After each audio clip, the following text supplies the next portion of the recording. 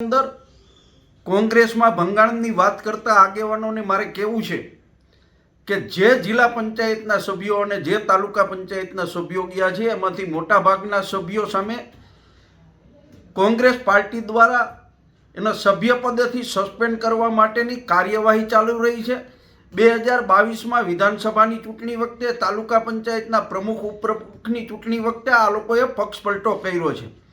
આપને કહું કે ધોપલેટા તાલુકાના 3 તાલુકા પંચાયતના સભ્યો તાલુકા પંચાયતના પ્રમુખની ચૂંટણી વખતે એને પક્ષ પલટો કર્યો હતો ને એની સામે સસ્પેન્ડ કરવા માટેની કાર્યવાહી કોર્ટની અંદર ચાલી રહી છે।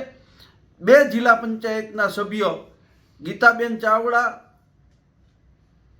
અને ભાલોડિયા મીરાબેન ભાલોડિયા આ બંને સભ્યો ધારાસભાની ચૂંટણી વખતે ભારતીય જનતા પાર્ટી જોઈન્ટ કરી હતી। એટલે આ જે કાંઈ માહોલ છે માહોલ લોકસભાની ચૂંટણીના અનુસંધાને માહોલ ઊભો કરવાનો પ્રયત્ન કરવામાં આવે છે।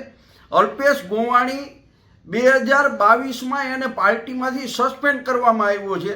2020થી એ કોંગ્રેસ તાલુકા પ્રમુખ તરીકેનો હોદ્દો એની પાસે નથી અને છતાં પણ કોંગ્રેસના પ્રમુખ પક્ષ પલટો કરે છે એવું વાતાવરણ ઊભું કરી અને એક માહોલ બનાવવાનો ભારતીય જનતા પાર્ટી હીન પ્રયત્ન કરી રહી છે।